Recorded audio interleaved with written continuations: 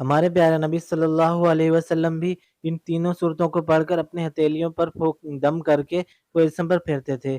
تو ہمیں بھی اس پر عمل کرنا چاہیے، کیونکہ یہ سنت عمل ہے، کیونکہ یہ ہمارے پیارے نبی صلی اللہ علیہ وسلم بھی کیا کرتے۔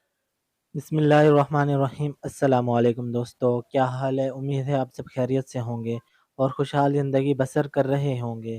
دوستو، آپ نے تھمبنیل کے اوپر ٹاپک تو دیکھا ہی ہے، رات سونے سے پہلے ہمیں کیا عمل کرنا چاہیے، کس طرح سے سونا چاہیے، ہمیں سونے سے پہلے کون سی صورتوں کو پڑھ کر سونا چاہیے، ہم جب صورت پڑھتے ہیں تو اس کا ہمیں کیا فائدہ ہوتا ہے۔ تو میں آپ کو بتاتا چلوں، ہمیں رات سونے سے پہلے سورہ ملک کو پڑھنا چاہیے۔ جب ہم رات عشاء کی نماز پڑھتے ہیں، عشاء کی نماز کے فوراً بعد ہمیں سورہ ملک کی تلاوت کرنی چاہیے، پھر اس کے بعد سونا چاہیے۔ نہیں، اس کے بعد نہیں، اس کے بعد ہمیں 3 مزید اور صورتیں ہیں، اس سے پڑھ کر سونا چاہیے۔ وہ صورتیں کون سی صورتیں ہیں وہ میں آپ کو بتاتا چلوں۔ سونے سے پہلے کا عمل، ہمارے پیارے نبی حضرت محمد صلی اللہ علیہ وسلم ہر رات جب بستر پر آرام فرماتے تو اپنی دونوں ہتھیلیوں کو ملا کر قل هو اللہ احد، قل اعوذ برب الفلق اور قل اعوذ برب الناس، یہ تینوں صورتیں مکمل پڑھ کر ان پر پھونکتے اور پھر دونوں ہتھیلیوں کو جہاں تک ممکن ہوتا اپنے جسم پر پھیرتے تھے۔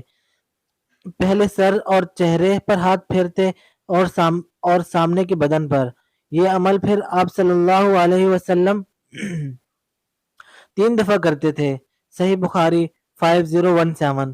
کہنے کا مطلب یہ ہے کہ رات سونے سے پہلے ہم تبارک الذی جو سورہ ملک ہے وہ تو ہمیں پڑھنی چاہیے۔ عشاء کی نماز کے فوراً بعد ہمیں یہ عمل کرنا چاہیے۔ ہمارے پیارے نبی صلی اللہ علیہ وسلم بھی ان تینوں صورتوں کو پڑھ کر اپنے ہتھیلیوں پر دم کر کے وہ جسم پر پھیرتے تھے۔ تو ہمیں بھی اس پر عمل کرنا چاہیے، کیونکہ یہ سنت عمل ہے، کیونکہ یہ ہمارے پیارے نبی صلی اللہ علیہ وسلم بھی کیا کرتے۔ تو کہنے کا مطلب یہ ہے کہ ہمیں سورہ ملک، قل هو اللہ احد، قل اعوذ برب الناس، قل اعوذ برب الفلق، پہلے تو ہمیں سورہ ملک پڑھنی چاہیے، اس کا دام نہیں ہے، صرف وہ مکمل پڑھنی ہے، ٹھیک ہے۔ پھر اس کے بعد قل هو اللہ احد، قل اعوذ برب الناس اور قل اعوذ برب الفلق، یہ تینوں صورتیں جو ہیں ان کو پڑھ کر پھر اپنے ہاتھوں پہ دم کرنا ہے، پہلے اپنے چہرے پہ، پھر آہستہ آہستہ پورے بازو یہ وہ جسم پر پھیرنا ہے پورے۔ تو اس سے یہ ہوگا کہ اللہ تعالیٰ کے حفظ و امان میں ہم آ جائیں گے، ہمارے ساتھ کوئی شیطانی عمل نہ ہوگا، کیونکہ ہمارے جسم کی حفاظت بھی یہ صورت جو ہیں یہ کرتے رہیں گے۔ اور کہنے کا مطلب یہ ہے کہ ہمارے پیارے نبی صلی اللہ علیہ وسلم بھی کرتے تھے اور ہمیں بھی یہ لازمی کرنا ہے۔ اور کون کون کرے گا وہ کامنٹ باکس میں بتائے، اور کس کس نے کیا ہے یہ بھی کامنٹ باکس میں بتائے، اور آئندہ جو نہیں کر رہا تھا اور جس سے ابھی پتہ چلا اس بارے میں اور اسے بھی چاہیے وہ بھی کامنٹ باکس میں آ کر بتائے۔ میں آپ کے کامنٹ کا انتظار کروں گا۔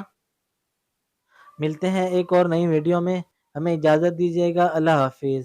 اور ہاں، آپ نے نیکسٹ ویڈیو کا بھی بتا دینا ہے اپنے کامنٹ میں، اور اسے شیئر کرنا مت بھولیے گا، جتنا زیادہ شیئر کریں گے یہ آپ کے لیے ہی ثواب ہے، صدقہ جاریہ ہو جائے گا۔